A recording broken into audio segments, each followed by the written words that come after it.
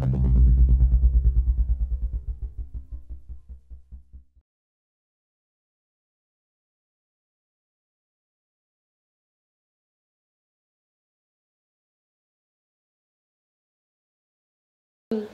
Devon. I am a senior at the school that Will is teaching at, and I'm a screenwriting major, and I graduate in 10 weeks. Woo! Nicely done. Hi guys, I'm Hayley Johnson. I'm a freshman commercial dance major, but I'm switching to film next fall. Okay. So excited. My name is Nina. I am a junior filmmaker. I am specializing in directing, but I also want to be a screenwriter. And I'm from Brazil, which I guess is a cool thing. Yeah. It is. So yeah. Okay. Run away. Cool. So the waters of Hollywood are really changing right now, and women have a lot more opportunities than were available even last year. And so as somebody who is going to be stepping into the treacherous waves very soon, what would you recommend as the tides are changing and more opportunities are arising? There's opportunities that come around just because you're a woman. And some of that's tokenism, right? So it's like diversity programs that want to include you because you're a woman, or scripts they want you to write because they think a woman should be writing it. Like, there's this thing and it's about a woman, so you should write it. You may not agree with that, but you can take advantage of that, right? So I think that you want to capitalize on all those opportunities, but you don't want yourself to be limited by those definitions. There's a lot of talk about how there's some extrapolation from, so women want obviously not to be harassed and assaulted, but also to be equally represented and to be paid at parity. But then there's this weird extrapolation to, okay, so women should all band together and tell stories about women. We could tell stories about women, but do we have to? Like, why do we have to only tell stories about women? I don't really get the connection between these things. And I've often felt that people were trying to limit me by saying, like, we want you on this because it's about a woman, and we only want you on this because it's about a woman. And I've never understood that at all. Like, men write stories about all kinds of people. So I think, on the one hand, to embrace those opportunities that are now coming, as you said, and they are coming, and to be like, don't you want a woman on this? Or shouldn't you meet a woman for this? You know, I'm never above being like, well, are they meeting with a woman for this? Because they should meet me if they're not. But at the same time, I never buy for 10 seconds that, like, I should be doing some woman's project or I should only work with women or whatever, because I just think that's ludicrous.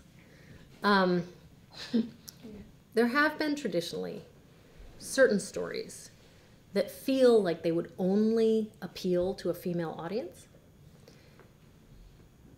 And if you're dying to tell that story, more power to you. But you have to kind of be aware, if you're not dying to tell that story and someone's trying to impose that story on you, that that's very limiting, right? That's only a part of the audience. You want to tell stories that can appeal to whoever. So, is that? I think it's a great time for women in a lot of ways in the business. Part of that is financial, in the sense that, for instance, I was recently in a deal negotiation where I might in the past have said, okay, there's a discrepancy in what I want and what you want to give me, and I'm willing to play ball. But I thought, this is not a good time to play ball. This is the time for me to ask for exactly what I want, because we want to get to financial parity. So every time a woman's like, oh, but I'm such a nice person, like, I want to help you out, I screw the next woman who comes along. So we feel, I think, more empowered to be like, I'm sorry, I know you were hoping I would be nice, but I have some obligation not only to myself, but to everybody who's walking behind me to be like, no, I'm actually going to hold the line. You're a risk taker. Indeed. You asked for your first job. You told him it was your birthday. You asked for what you wanted. That, I think, is a really essential skill in any part of life. Like, I think the people that rise to the top go for what they want and they ask for it. I agree with you. And in fact, to get that first job, not the first script, but the first job, I was actually dating someone at the time who was a writer, like a bona fide writer, and I was an aspiring writer, and he said to me, you have to tell him you want a job on that staff. And I was like, he knows I want a job. And he was like, no, you have to say to him, I want a job, give me a job. And I was like, that's going to sound so dumb. He already knows that. But I did have to do that because he wasn't going to just wander in and give it to me. There's another thing that, like, I don't know if you guys have an issue with this or not, but I'll just put it out there because I do. I noticed this thing recently.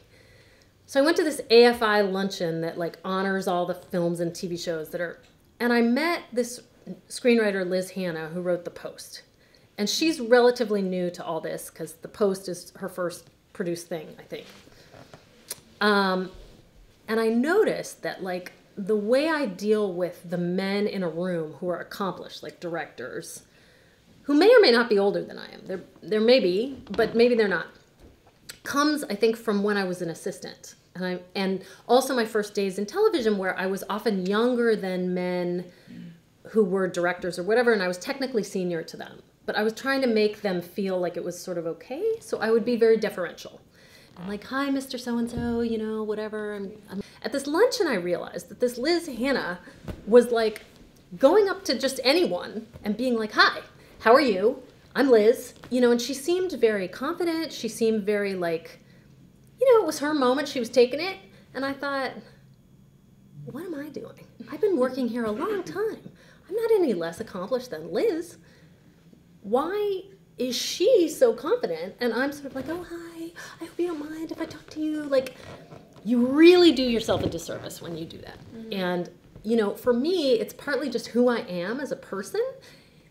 And on the flip side, I was recently on this panel at a film festival, and an old friend of mine happened to be in the audience, and afterwards said to me, like, I enjoyed hearing you speak. Everyone else on the panel was super full of themselves. And I was like, oh. So you're not looking for that. But you do want to be, like, you have a right to take up space, and you have a right to ask your questions, and, you know, you don't want to be the person putting yourself in that sort of, you know what I mean? Especially as a woman. Yeah. Well, and you've done a lot of work in television, and that's what I'm trying to pursue. And good idea. It's a very collaborative environment, the writer's room. I mean, and they're all different, but it still is a majority male-driven. But there's a lot less sexism on the TV side. Yeah.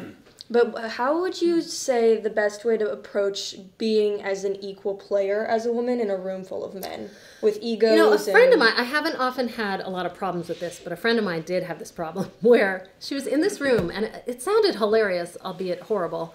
She would pitch an idea, and everyone would ignore her, and then a guy next to her would seriously pitch it like 2 minutes later, and they'd be like, yeah, that's awesome!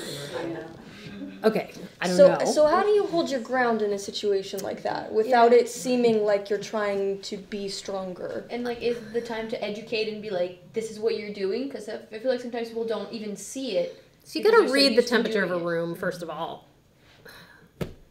Brief context of the room. Let's see. You want to speak aggressively and not be talked down in the way that you can be in a classroom by men simply by vocal dynamics, right? You want to... There are some rooms where you will be really suited to it and you'll have lots of great ideas. In those rooms, you'll succeed, regardless of your gender. There are some rooms, like me in the Alias room, I did not have lots of great ideas. I was not going to succeed. Is it because I was a woman? No, not really. Like, I just wasn't suited to it. So I actually think that's more the problem. I think in a room where you have good ideas, eventually those probably get heard, unless you're in some gross boys' room, in which case you can try to educate people. You can try a variety of things. The truth is, you'll probably just quit and go somewhere else, because that's just not going to be a good environment. Yeah. You know, and you can't really make a group of people sort of bend to your will. I think now people are much more sensitive to these issues, and if you want to bring it up, they have to hear you. But you got to be super careful, because these are people you see every day. And so the minute you become annoying, they don't want you there. Yeah. So you have to kind of find that balance.